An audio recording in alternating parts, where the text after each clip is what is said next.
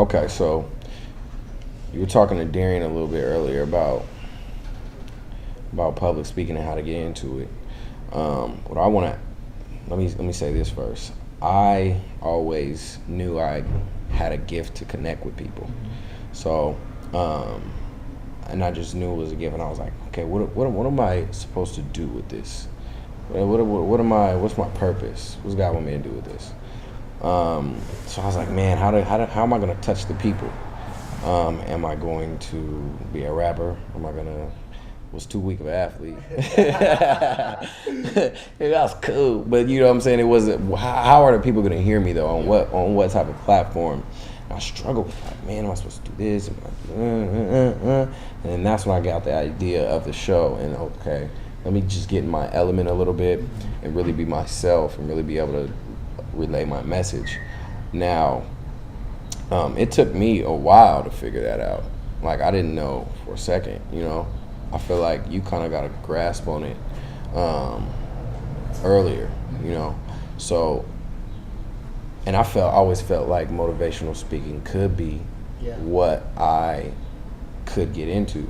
So take me down the history of how you got into it and the journey of motivational speaking when you get in front of a crowd and you're feeding off of your story and telling them and just empowering them. Like, how does that feel? Okay. Tell me about that. Yeah, I think it starts with understanding what you want to do more than anything in the world.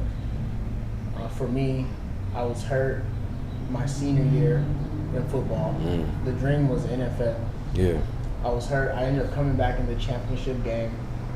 Was able to play in that game, but ended up graduating, and I knew I wouldn't be able to move on. And I played a total of 3 games my senior year. I'll never forget it, man. It was about 2.5 years ago, almost 3 years. I wrote down my goals.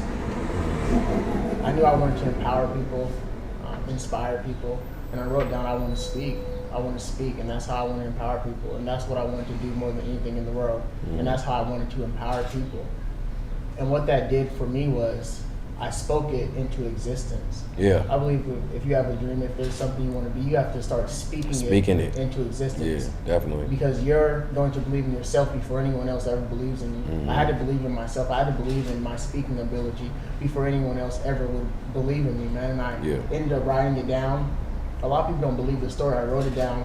I put it on Facebook.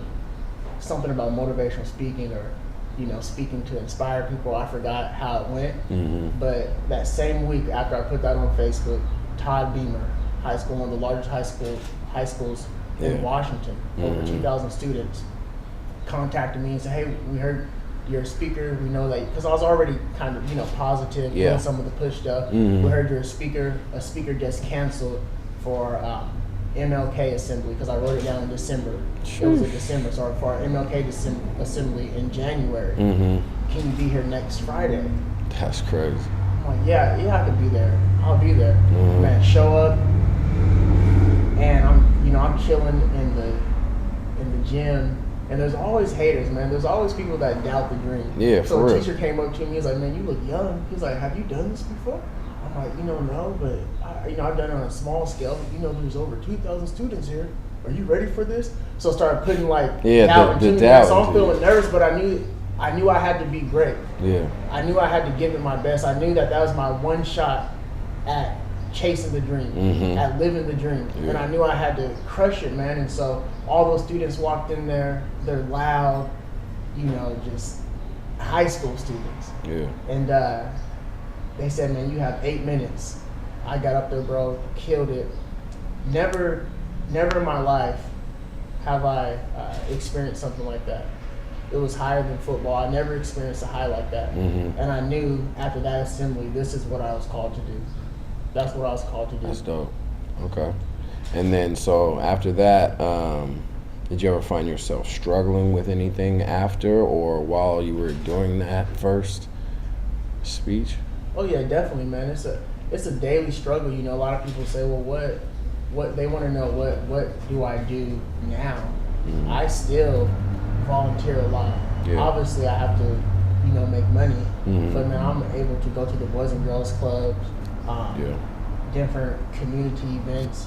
You know, I talked to one of my boys he's starting to speak. Yeah. And I'm like, man, it's all about, you have to remember, it's not about the dollar. It's not about making money, but really people's lives are on the line. That's what you have to believe. Yeah. Something you're going to say will change someone's life. Will touch someone. Will save someone's life. And so that's what I believe in. So, man, I'm always out in the community speaking.